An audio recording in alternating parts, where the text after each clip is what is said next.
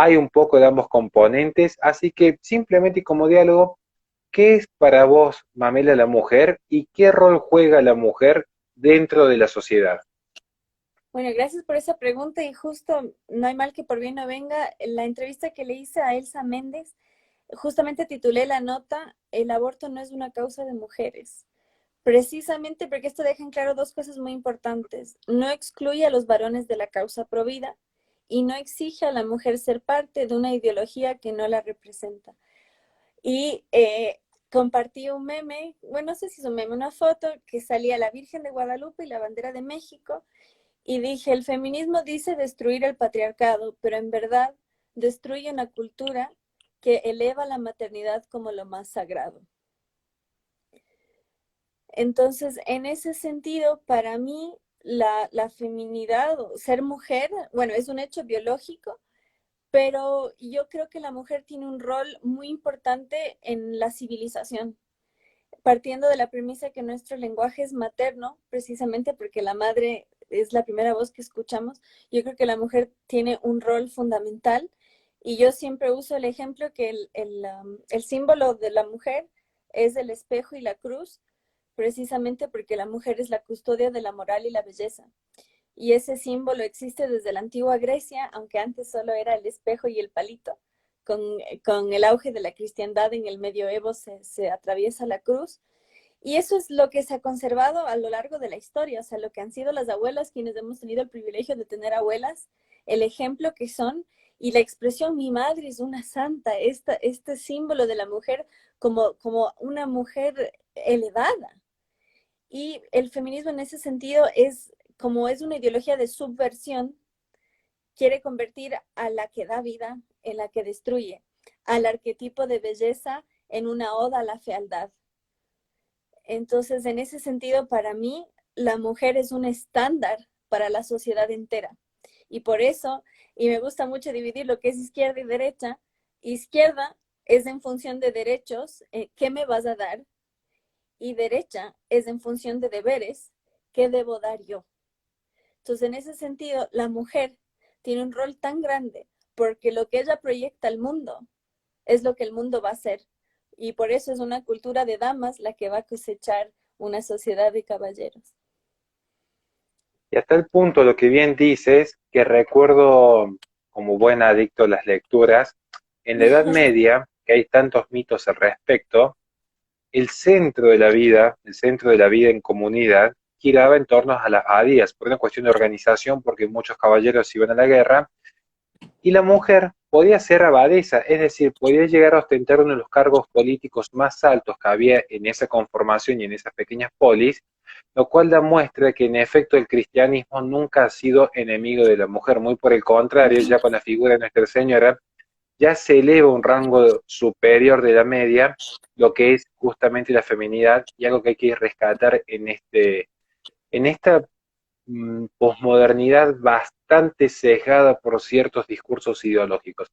Así que acá tengo que necesariamente ingresar a la segunda parte de la pregunta, que es, viendo ya qué es la mujer, ¿qué es entonces la mujer dentro de la posmodernidad? ¿Qué es la mujer en esta cultura que estamos transitando en este momento, donde pareciera ser que se intenta desarraigar a las personas de sus propias identidades?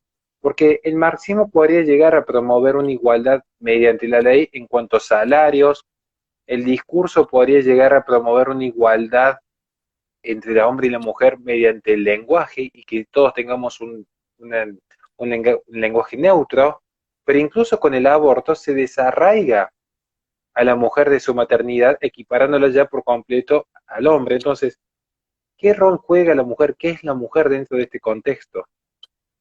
Bueno, antes de olvidarnos del medioevo, me gusta resaltar un tema. Hoy en día muchas mujeres se ofenden porque les dicen señora, porque les hace sentir viejas. Pero en realidad, señor es un título nobiliario y es toda una autoridad ser señora. De hecho, en inglés todavía a la persona que uno le paga el alquiler es landlord y landlady. Y lady es la señora de la tierra. Precisamente es esta figura del medioevo que es la que domina el lugar. y es un lugar de altura. Entonces, justo ayer puse en el Twitter, me gusta usar ejemplos frívolos, porque yo sí creo que muchas veces cuando llevamos el lenguaje tan académico, a veces la gente se aturde, pero yo justo dije, nada habla de la decadencia de nuestro tiempo como el hecho que grammar nazi exista como término. Porque alguien que escribe bien ya es visto como un nazi, precisamente porque vivimos en una era de relativismo, donde todo da igual, donde no hay bueno y malo, donde no hay limpio y sucio, donde no hay prolijo y desprolijo. Entonces, uno es nazi si escribe bien. Entonces, en ese sentido, yo creo que la mujer en la posmodernidad tiene un rol clave porque justamente ella es la transmisora, valga la redundancia, de la transmisión oral. Entonces, si tenemos un rol tan importante, debemos ser, yo lo digo casi religiosamente, por así decirlo, cuando alguien muere, o sea, muere su abuela o su madre, yo digo, las madres no mueren, viven a través de nosotros, somos su legado. Y hay que honrar eso, como dice el gran refrán, la tradición no es la transmisión de las cenizas, sino mantener encendida la llama. Y en ese sentido, lo que mencionaste, y en eso hay que hacer un mea culpa y sobre todo un señalamiento muy claro, el comunismo en esencia es materialista. Y los liber progres que llamamos también lo son. Precisamente porque como son economicistas y limitan todo al plano económico, no se dan cuenta de todo el trasfondo cultural que hay. Y en ese sentido, el mejor ejemplo es China, donde la mujer, para tener valor en la sociedad, debe sacrificar su reproductividad en pos de su productividad. Y eso es algo que el feminismo arraiga tan fuerte en nuestra cultura. El rol de la casa no tiene valor. Y de hecho hay corrientes del feminismo vinculadas al sindicalismo que quieren financiar a las amas de casa, precisamente porque tienen esta noción tan materialista que si no recibe sueldo, entonces no tiene valor. Y critican el capitalismo al que confunden con consumismo, pero los materialistas son ellos, precisamente porque no hacen cosas por amor, hacen cosas por dinero. Y en ese sentido, quienes defendemos el libre mercado debemos ser muy astutos en no caer en su juego. De hecho, hay mucha gente, conocidos que tenemos, no diré nombres, que dicen el capitalismo liberó a la mujer o cosas por el estilo. Y caen en el mismo juego de que la mujer era esclava. Y no es verdad. Con el capitalismo, por supuesto, mejoró la calidad de vida de todas las personas, desde luego, pero caer en la dinámica del amo y esclavo es caer en el discurso enemigo. Entonces, yo sí creo fielmente que para mantener una ética constante no hay que adoptar el discurso del enemigo. Hay que comprenderlo, hay que entender cómo llega al otro, pero nunca aplicar sus herramientas. Sobre ese punto me pareció muy interesante porque de hecho sobre el final del libro mío, que aviso que ya está pasando a editorial, le dedico un espacio a la familia y el descarte de la familia, porque la esencia del libro es un análisis de la cultura del descarte dentro de la posmodernidad. Mm. Es muy precisa la frase que ha dicho Mamela, es muy contundente, porque ella misma dice, se ha cambiado la reproductividad por la productividad, y toma el ejemplo chino. Y como nosotros, o al menos lo que por ahí tenemos una connotación un tanto más local, un poco más afianzada hacia el nacionalismo, que es propio de un conservadurismo mesurado del siglo XXI, vemos que en efecto es un fenómeno que se replica a lo largo y ancho del globo. Podríamos tomar el ejemplo de los hombres herbívoros en Japón, que ya ni siquiera quieren reproducirse o mantener relaciones sexuales con las mujeres por el miedo que le genera tanto al embarazo, que sería una pérdida de productividad, como a las denuncias que promueve el feminismo. Como así también se ha visto que en pos de una productividad donde más pegó la pandemia actual, ha sido en países como en Italia donde no hay recambios generacionales. Países sin recambios generacionales como España se ven fuertemente afectados en su economía porque el principal foco de afección ha sido la tercera edad. Sin recambio generacional aparece la inmigración sustitutiva con todos los problemas que genera la diversidad cultural a la postre. Así que acá yo me veo obligado a seguir siendo un tanto inquisidor en tu postura, pero sin Ujú. antes dejar de mencionar algo que también quiero entrar acá, que es la especialidad de Mamela en términos del feminismo. Porque podemos hablar incluso de un feminismo entre comillas, muy entre comillas este término, que después lo va a explicar muy bien Mamela, un feminismo con muchas comillas capitalista. ¿Por qué? Porque cuando aparece la revolución sexual, lo que para muchas mujeres fue una suerte de libertad, de emanciparse de los hogares, lo único que hizo fue subsumir a las mujeres a una condición de unidades meras de producción y de consumo. De hecho, el propio sistema financiado por la IPPF, que le vendió 5 abortos a lo largo de su vida, es la que después le va a vender el sistema de procreación artificial mediante la fecundación in vitro a través de sus laboratorios a los 42 años, cuando se encuentre sola en su casa con 50 gatos viendo los sábados a la noche de los Simpsons, con un estado depresivo importante, lo que parecía algo ridículo, de hecho es más lo que sucede.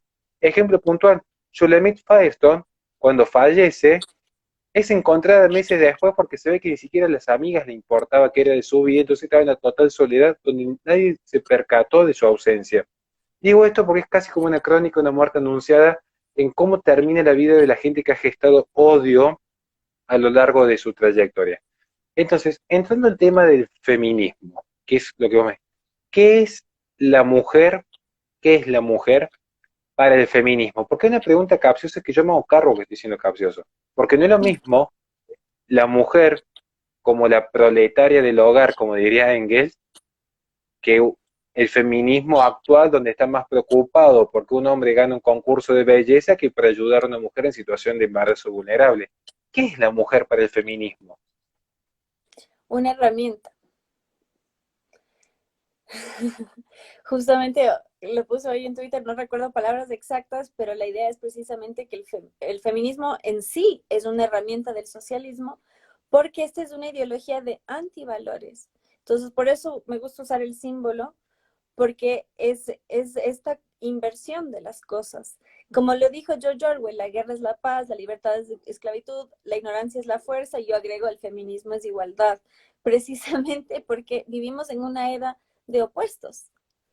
Y es muy importante y es muy orwelliano en todo sentido porque cambia todo el tiempo. No hay una constante. Dice luchar por la mujer, pero hay hombres que dicen ser mujeres y hay mujeres que dicen ser hombres.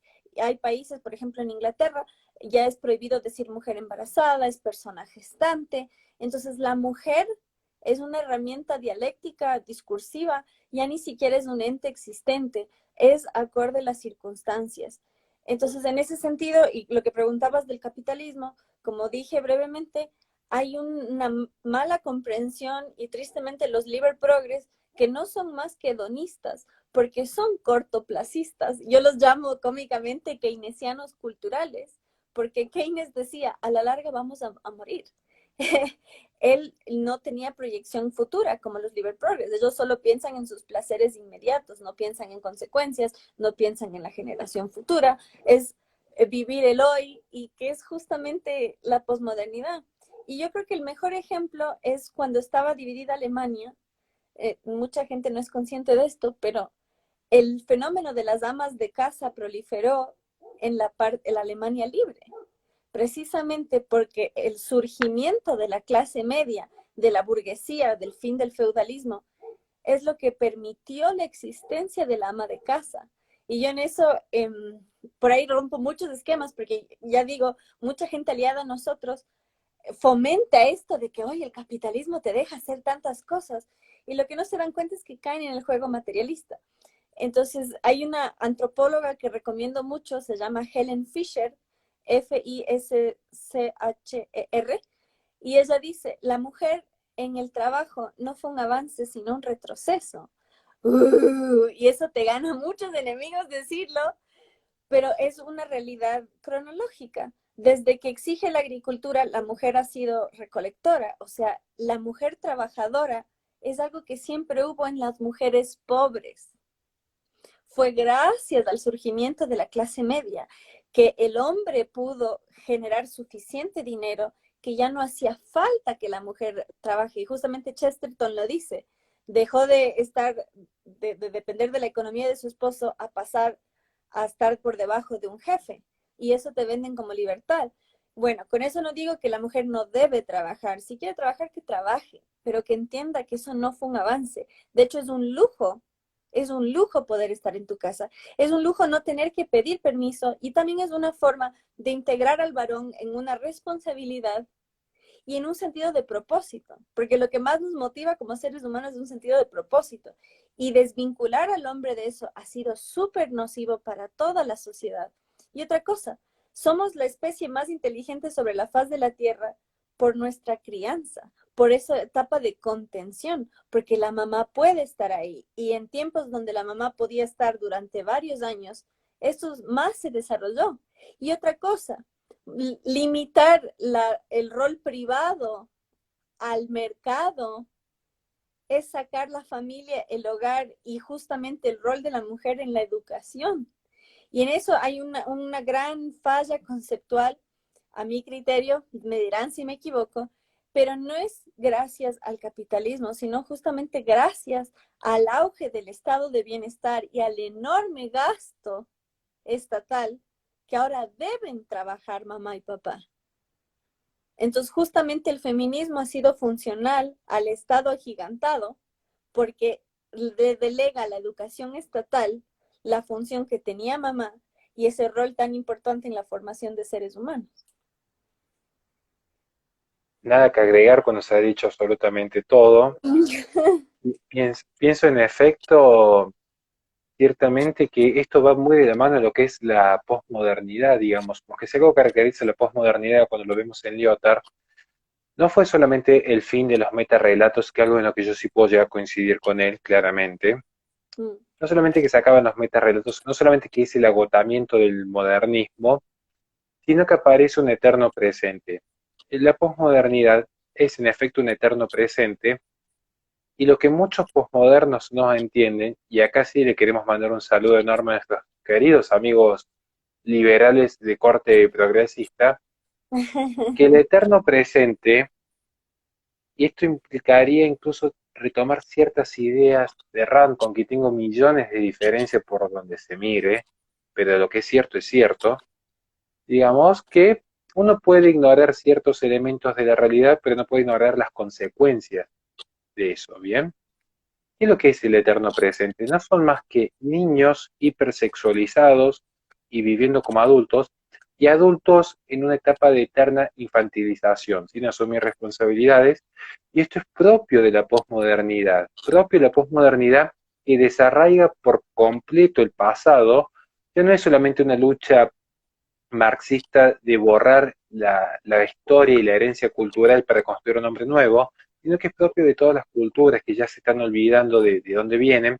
Se ha visto especialmente algún tema que manejamos bien de Black Lives Matter, como tratan de destruir las estatuas, mientras que ciertos grupos intentan destruir las iglesias, es borrar la historia patria de cada comunidad, pero tampoco hay una noción de futuro, es el eterno presente de la posmodernidad. No hay inversión a futuro, no hay raíces, es un constante hoy que se ven hasta en cosas tan sencillas como, por ejemplo, no poder esperar una semana para ver una serie. Es más, ya ni siquiera se ven la temporada entera en un día, directamente ven el resumen en YouTube. Wow. Entonces, todo esto da muestra de cómo se ha profundizado la debacle cultural. Y la mujer no es exenta de esto. La mujer se ha visto arrastrada, lamentablemente. Así que acá sí me gustaría que entrásemos quizás a este fenómeno que vincula tanto lo cultural con lo político. Si la mujer es una herramienta dialéctica, ¿qué puede hacer la mujer entonces para salir de esta lógica, para salir de este uso político que está presente desde la Revolución Rusa, que se genera curiosamente un 8 de marzo, hasta Black Lives Matter, que empieza a tomar elementos del feminismo para generar nuevas dialécticas internas? Y ni hablar si llegásemos a tomar el ecologismo que hizo bandera con el ecofeminismo. ¿Dónde queda parada la mujer y qué alternativas ves vos a futuro? Pues gracias por mencionar todos esos datos tan valiosos. No hay que pasar por alto que precisamente la Revolución Rusa nace un 8 de marzo y es tan importante esto que venimos diciendo. El rol de la mujer en el discurso que es fundamental. Las tres fundadoras de Black Lives Matter son transfeministas, no son cualquier feminista. Justamente este elemento de la interseccionalidad es lo que George Orwell llamaba la guerra perpetua, porque no es solo el proletario y el burgués, ahora es el negro y el blanco, el hombre y la mujer, el cisgénero, el transexual. Entonces hay estados de opresión y en ese sentido no existe el término, pero más que una feminización, hay una feministización, por así decirlo, de la sociedad, precisamente porque por la testosterona el hombre es más competitivo. Entonces, justamente el capitalismo, ese es el impulso. Pero ahí va la cosa, el hombre en el trabajo y la mujer en el hogar, no como roles establecidos, pero sino como ese incentivo, porque es precisamente lo que te motiva. Socialmente pasa desde la caverna, que el hombre aportaba más de lo que traía a la casa, la mujer lo que hacía en la casa. Y la limpieza no es solo una cuestión estética, porque lo es. Era no dejar rastro para los depredadores. Era una cuestión de supervivencia. Quien ha vivido en el campo sabe lo que son las hormigas. Entonces vivimos en una realidad tan apartada de la naturaleza porque estamos tan expuestos a la tecnología, a la ciudad, que no nos damos cuenta todo lo que pasó la humanidad para que gocemos de esta comodidad. Entonces, en ese sentido, la mujer, yo creo fielmente, tiene el rol de rescatar lo mejor que aprendió de sus abuelas. Yo tuve la enorme bendición de ser criada por la mía y me encanta porque las feministas me dicen, no pensás en tu abuela. Y digo, mis dos abuelas tuvieron 9 hijos, mi bisabuela tuvo 22. ¿De qué están hablando? Ajá. Entonces, en ese sentido, realmente no tienen idea de nada, de nada en general. Y a mí me gusta resaltar por encima de todas las cosas, bueno, como mencionaste, Nuestra Señora. Bueno, María fue la mujer más destacada en la historia por National Geographic y la mujer más destacada de la modernidad, Isabel la Católica. Entonces nosotras no venimos, no somos empoderadas, venimos de las mujeres más poderosas de la historia. Qué diferente sería la historia si fuésemos conscientes de dónde venimos, de quiénes venimos, y sobre todo el rol de Isabel fue valioso en cómo gobernó como madre, desde el amor, el rol que tuvo el matrimonio, el bautizo, los hijos, esta noción de igualdad de derechos que anticipó 4 siglos a Norteamérica, en fin, no ahondo en temas que ya he hablado mucho, pero la mujer tiene un rol importantísimo. Hay un mini corto que se llama La economía del sexo, que hecho por la Universidad de Austin, que precisamente explica cómo la mujer es la guardiana del sexo. Entonces, en términos económicos, la sobreoferta de sexo baja la demanda de compromiso. Y como la mujer es la que regula el mercado, tiene un rol muy importante. Y el feminismo llama esto slut shaming, que es hacerte avergonzar por ser una mujerzuela.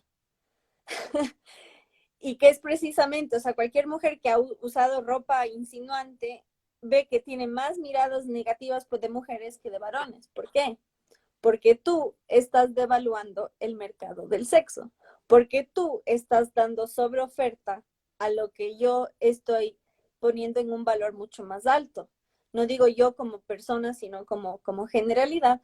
Entonces, en ese sentido, la mujer tiene un rol súper importante. Pero bueno, sin caer en un puritanismo, porque precisamente no es el caso, al contrario, las mujeres occidentales somos las más libres del mundo. Porque otra cosa, una cultura cristiana tolera la apostasía. Entonces no es cuestión de creencia, sino cuestión incluso de practicidad. Entonces, en ese sentido, realmente hay una desconexión no solo de la naturaleza, sino del mundo en sí. Se ve que no han viajado porque no tienen idea cómo viven personas en otras condiciones. Y realmente la mujer en ese sentido tiene un rol incluso de suavidad. Yo lo uso mucho como ejemplo, perdón si me explayo.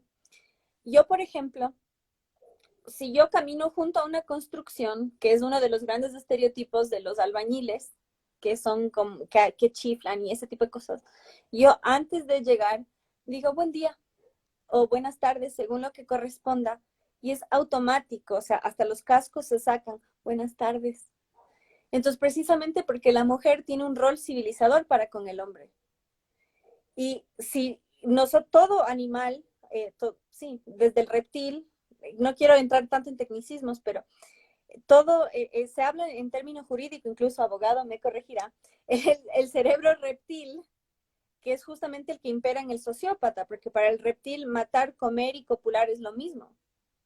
Y todos tenemos ese impulso, ese instinto que nos permite sobrevivir, pero precisamente la etapa que pasa de sobrevivir a vivir es donde está la parte racional y la parte electiva, no solo por necesidad, sino por deseo.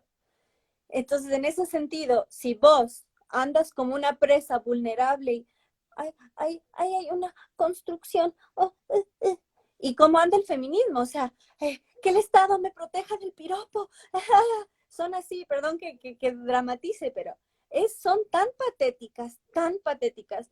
En cambio, realmente la diferencia que uno hace es enorme, o sea, en el momento que vos tratas al ser humano como tal, vas a despertar lo mejor en la persona. Y es una realidad que yo la he constatado empíricamente y funciona. Mientras que si vos, incluso tu sudor, tu olor cambia cuando tienes miedo. Y eso lo ves, por ejemplo, un perro te va a atacar si tienes miedo. Un depredador te va a atacar si tienes miedo. Eso no significa que el hombre es una bestia, significa que todos los seres humanos somos animales, pero con la diferencia que al ser racionales, podemos elegir tener otra actitud ante la vida. Clarísimo. Y mientras ibas haciendo este recuento histórico del cual no hay nada que agregar porque lo has planteado exactamente como es y en forma breve, como dicen los sabios, la verdad breve, la brevedad también hace que sea doblemente eficiente el mensaje. Sí me llama la atención un detalle sobre el que yo me quiero detener, en un punto específico. Tiempo atrás, cuando leí una obra magnífica de Chesterton, El hombre eterno, creo que ha sido para mí uno de los mejores libros, más allá de ortodoxia, El hombre eterno tiene su riqueza. Él en un momento muestra, en un capítulo que de hecho es como el pie que da origen a mi libro sobre el ecologismo, que en tiempos de antaño el hombre, para mostrarse vigoroso, montaba al caballo y desde allí marcaba una tendencia al poder. En tiempos actuales es el caballo que monta el hombre. Con esto no quiero entrar en lo más burdo del ecosexualismo, pero algo de eso hay en el medio, sino en cómo se han justamente invertido los roles, cómo el hombre pasa de ser un sujeto dominante y administrador de la naturaleza a estar subsumido justamente por la naturaleza, esta idea animista de que hay algo en la madre tierra que nos obliga, que nos castiga y que nos vuelve a ser una suerte de cáncer, como plantean algunos ecologistas, que tenemos que estar sometidos justamente. Y de aquí viene justamente también una de las tantas banderas que es el aborto. Quiero insistir sobre este tema porque para mí no es un tema menor el desarraigo de la maternidad, que fue algo que tocamos al comienzo. Y parte de esta bandera del aborto, parte de esta bandera, viene por lo que has marcado vos. Esta idea de la sensibilidad. Esta idea de la sensibilidad que está correlacionada a la posmodernidad. Por eso hice la introducción con Chesterton, porque es clave entender cómo se han invertido los roles. Lo que empezó siendo pienso, por lo tanto existo, cuando se agota el modernismo es siento, por lo tanto existo. Y si yo siento, y soy mujer, o si yo siento que un perro es un hijo, ya o soy mujer o es un hijo. Pero si una vida no siente por un área propia y por una cuestión propia del desarrollo biológico, como no siente ya no es vida. Y aquí aparece la justificación perfecta para decir que los animales tienen derecho, más que los hombres incluso, y que el embrión no posee derecho alguno. Todo por la sensibilidad. Una sensibilidad que marca el discurso, porque todo lo que es violento, la idea de que ese discurso es violento, la ecografía es violenta porque me hace escuchar un corazón y ver una imagen de aquello que voy a aniquilar dentro de mi útero. Toda esta idea de que tu discurso es violento por racista o por machista es porque hay una colisión entre lo que se autopercibe y la realidad objetiva. Así que en este punto me gustaría ver qué opinas vos respecto a esta cultura de la sensibilidad, donde todo es violento o no, según la propia percepción. Bueno, esta es la consecuencia inmediata de lo que mencioné anteriormente de la falta del protagonismo de la madre en la crianza, precisamente porque lo ha delegado en la educación estatal, de la cual no estamos a salvo ni siquiera en la educación privada, porque está influida por el Ministerio de Educación. Y tristemente, la docencia, y que me perdonen las profesoras, yo también soy docente, pero precisamente elijo dar clases privadas, y muchas de las docentes, sobre todo en educación temprana, son madres frustradas que viven la maternidad a través de sus alumnos, precisamente porque no pueden desvincularse de esa esencia dadora y la viven a través de su profesión. Y para mí, y ahí sí, toca otro tema sensible, yo creo que la educación mixta es un problema. O sea, yo no la prohibiría bajo ningún supuesto, al contrario, creo que en el mercado fielmente debería haber esa oferta. De hecho, yo cuando estuve en el colegio, yo siempre tuve más empatía con mis amigos varones y yo no hubiese sido feliz, quizás, la verdad no sé, en un colegio de mujeres, pero en su momento no lo quise. Pero realmente nuestras capacidades cognitivas son diferentes, nuestras capacidades competitivas son diferentes. Y yo me crié en una escuela, yo me crié en Estados Unidos en una zona predominantemente negra de refugiados haitianos. Entonces, yo viví lo que era el estrato más bajo de los Estados Unidos y una violencia muy fuerte de todo tipo. Y recuerdo, solo tuve un profesor masculino en toda mi primaria. Era un hombre negro, elegantísimo, el señor Thomas, que iba de traje todos los días. No tienen idea cómo elevó el estándar educativo de toda la clase de los varones, sobre todo porque era una figura. No hay figura masculina para los varones. Si no tienen papá en casa, no tienen un profesor referente en la escuela, están fritos. Justamente eso decía que vivimos una feministación. En Inglaterra lo llaman the nanny state, a lo que llamamos el paternalismo, pero en realidad yo creo que vivimos en una tiranía de maestras jardineras, precisamente porque es en esta etapa que aprendemos a compartir. En Australia ya se habla de tall poppy syndrome. Poppy es una flor roja que si un niño se destaca, hay que podarlo, porque la meta es la igualdad.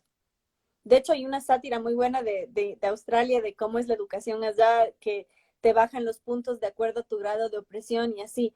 Pero yo lo he vivido con amigos australianos que me lo explican como algo grandioso. O sea, en el momento que alguien sobresale, es momento de podar.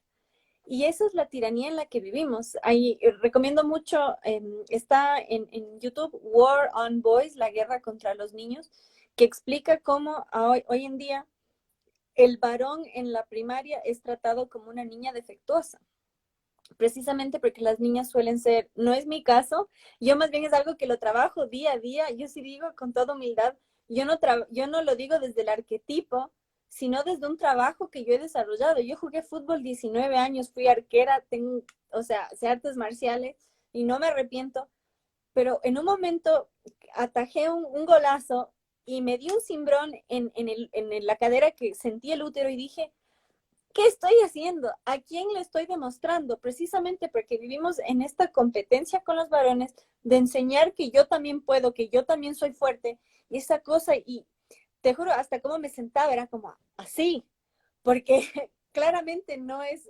muy agraciada los movimientos que te exige ese rubro. Y dije, obviamente, yo no es que voy a dejar de jugar, pero sí es algo que te sobreexige y te lastima. Entonces, en ese sentido, yo sí lo viví y como docente te lo afirmo y creo que es algo que debemos reflexionar duramente en la necesidad o la importancia de retroalimentar esta esencia competitiva que es sana.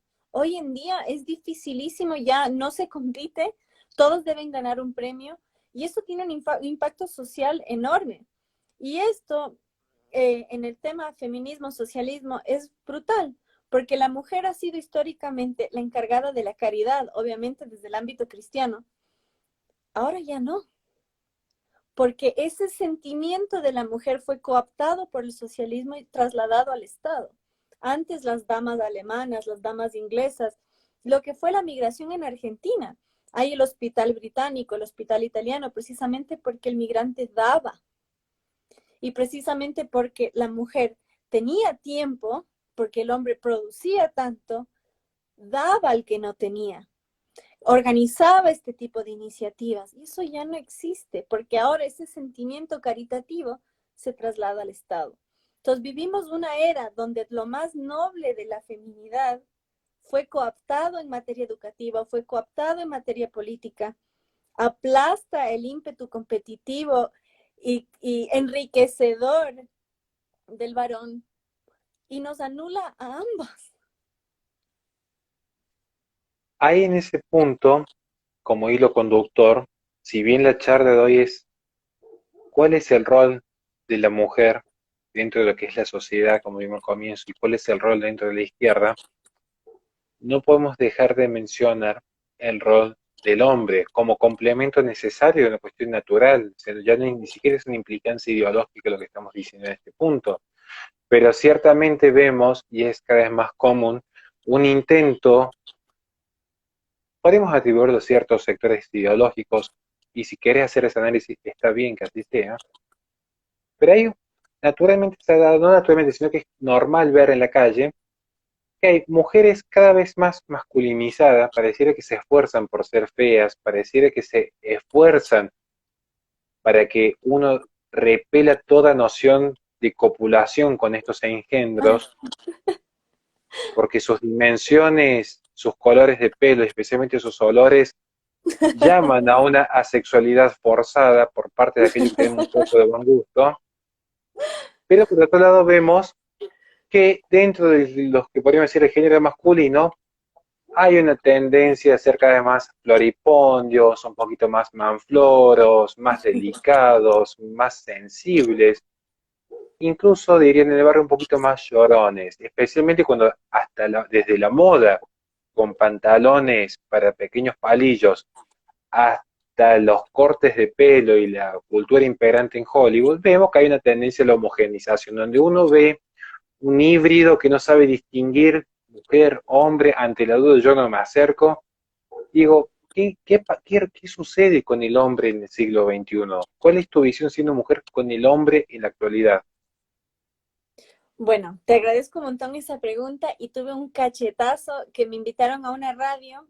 Yo no bebo cerveza y ese día tuve que, porque estaba en un ambiente hiper masculino. Yo suelo no decir malas palabras y me sonrojo cuando dicen malas palabras. Y llegó un punto que dije, bueno, sí, acepto porque era como, y me dijeron, y está bien, me dijeron, o sea, justamente es sano que tengan esos espacios donde puedan decir lo que quieran como quieran, porque yo estoy acostumbrada y en parte lo que inspiro justamente por esa actitud, digo, hay una dama presente. Y me dijeron, no seas como las feministas que nos regula el lenguaje. Y fue, por eso digo, fue un cachetazo precisamente porque cada vez son menos estos reductos donde pueden ser quienes son con total libertad. Ahora bien, justo estábamos en un taxi hace años, Laje Márquez y yo, y hablábamos de este tema de la masculinidad, y Márquez es más refinado.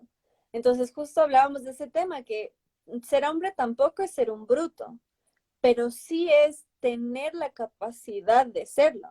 Precisamente como dices, manfloros, floripondios y demás adjetivos, es importante, o sea, el hombre tiene la espalda más ancha por algo. Y de hecho, cuando se hunde el Titanic, que es uno de los ejemplos históricos que más me gusta dar, las mujeres de los Estados Unidos hicieron un monumento porque se sacrificaron. Y hay muchos hombres que están en el movimiento MGTOW, MGTOW, que se llama Los hombres se van por su lado. Y critican mucho eso, incluso a personas como yo, como vos, porque dicen que fomentamos la cultura del sacrificio del varón. Y eso es una línea peligrosa porque tampoco vamos a fomentar la desechabilidad del varón, pero sí la valoración de él. Y eso, a mí me encanta Jordan Peterson y lo recomiendo muchísimo, habla mucho del sentido del propósito. El hombre necesita un propósito. Y eso recomiendo también a Joshua Enior Jiménez. Él compartió una frase que me encanta, dice, para la mujer no hay nada mejor que ser amado. Para el hombre no hay nada mejor que ser honrado.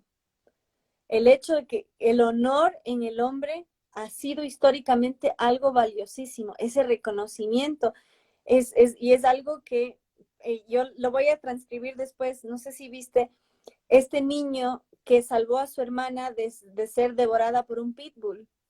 Ese es el vivo retrato de esa frase. Ella orgullosísima, mi hermano me salvó. Y él orgullosísimo, salvé a mi hermana.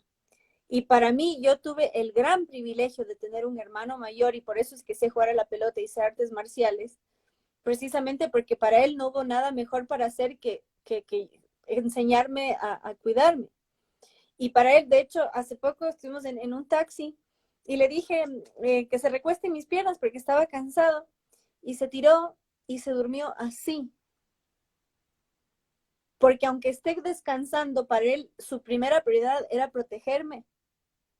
Entonces, esta cosa hasta inconsciente de no bajar la guardia me pareció, dije que soy muy bendecida.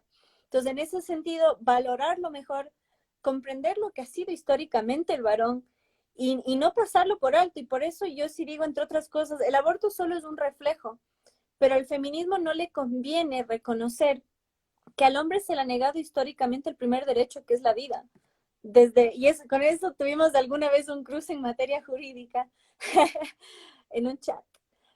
Pero al hombre desde la antigua Roma se le ha otorgado derechos civiles a cambio de ser soldado y esa dinámica se mantuvo hasta principios del siglo XX. El hombre a cambio de estar dispuesto a dar su vida por la patria tenía derechos civiles. A la mujer nunca se le ha exigido sacrificar la vida por ningún derecho. Y el feminismo no solo en el aborto, sino en esta concepción tan clara de lo que es el derecho civil, no le conviene, porque la vida, ese derecho, el primero, a la mujer nunca se le ha arrebatado. Y eso es un privilegio del cual no se habla. Clarísimo. Y en este punto, ¿qué hacemos a futuro con este intento de masculinizar a las mujeres? Porque si algo que es cierto dentro de lo que es nuestra cultura actual, si algo que es casi indiscutible, que la arremetida de la posmodernidad fue justamente en contra de todo principio de objetividad, tal como lo plantea nuestro gran maestro que falleció hace poco, sí, Roger Scruton, padre del conservadurismo actual. De hecho, algo que caracteriza a la sociedad occidental, lo que la caracterizó hasta hace un siglo aproximadamente, era esta noción objetiva de lo que es bueno, bello y cierto. Entonces, hoy, lo que es bueno, bello y cierto es, entre comillas, relativo. Y la cuestión estética no es una cuestión menor.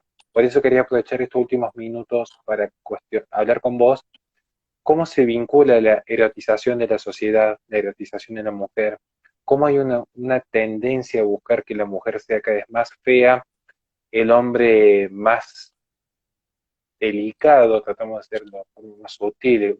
En un asado quizá utilizaríamos otra palabra, pero de hecho uno ve un hombre feminista y ciertamente es la tesis que yo sostuve hace poco en un breve tuit donde yo dije, uno se remontaba a tiempos pretéritos y veía que los eunucos muchas veces eran voluntarios, es decir, voluntariamente para acceder a cierto poder dentro de las cortes y cierto poder real, especialmente en ciertos estamentos de la antigua Grecia, decidía castrarse, voluntariamente se castraba.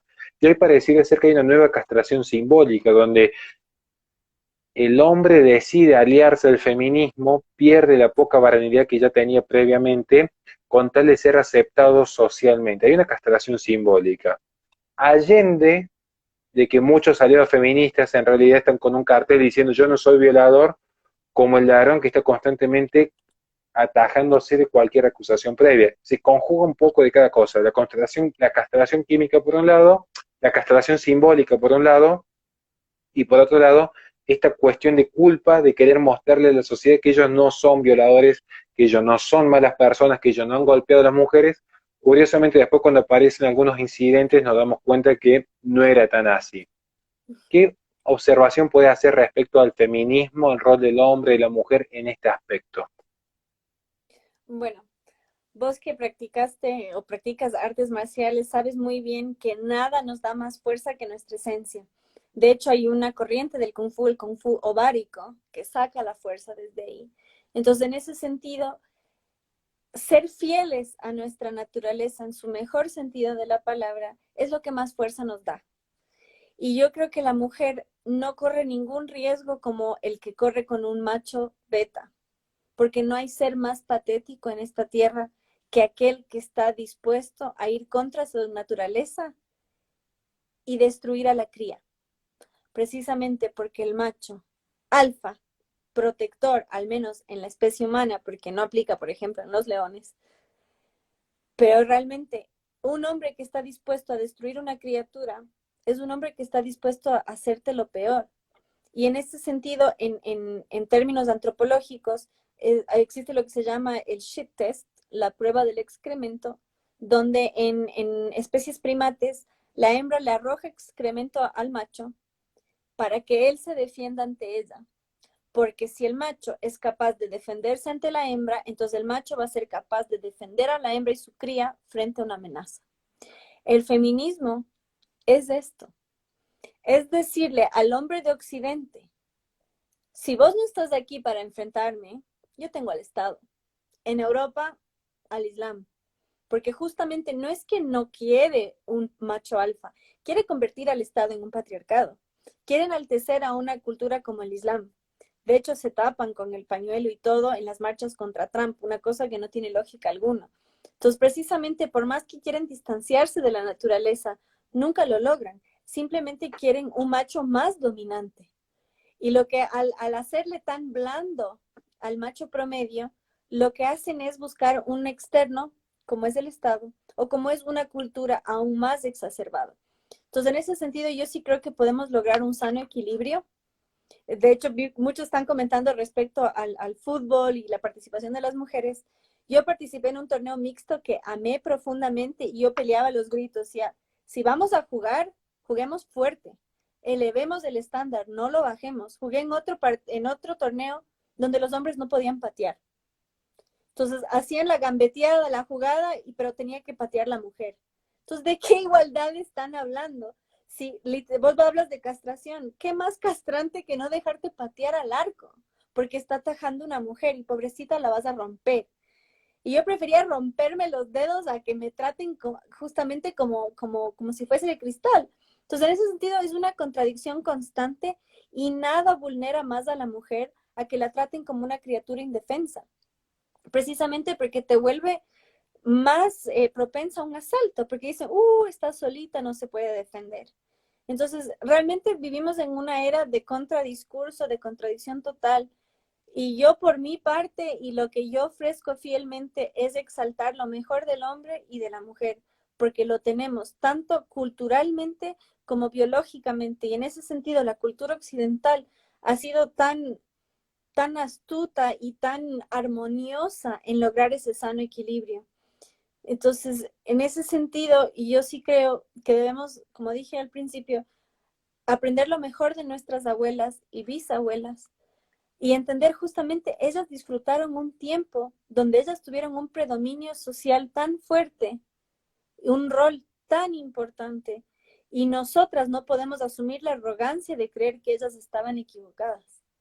Entonces, no caigamos presos de este discurso tan contradictorio y no permitamos que gente con poca formación intelectual y muy poco bagaje histórico se atreva a hablar de temas coyunturales. Lo que dijiste del eterno presente es tan importante. Y ya casi como cierre, quiero destacar mi proverbio griego favorito, que dice, una civilización crece cuando los ancianos siembran árboles bajo cuya sombra no reposarán. La idea es precisamente forjar una cultura, valores, ideas que nos trascienden, porque aún la célula más básica busca perpetuarse. Para muchos ese impulso es mediante la reproducción, pero nosotros como especie tenemos también la experiencia exosomática, que es más allá de nuestros cuerpos. Entonces, también seamos transmisores de un legado no solo genético, sino también intelectual, cultural y verbal. Entonces, realmente seamos el ejemplo de la sociedad en la cual queremos vivir. Excelentísimo. Nos quedan los últimos 5 minutos y como dijimos, íbamos a aprovechar hasta el último segundo con nuestra querida Mamela el día de hoy. Así que en solo un minuto cada uno, digamos, en un minuto, ¿cómo sería un buen hombre de derecha? Y en un minuto, ¿cómo sería una buena mujer de derecha? Gracias por esa pregunta. Bueno, justamente hablando del tema de deber, debemos ser conscientes de nuestra responsabilidad y debemos ser los mejores ejemplares de las ideas que profesamos.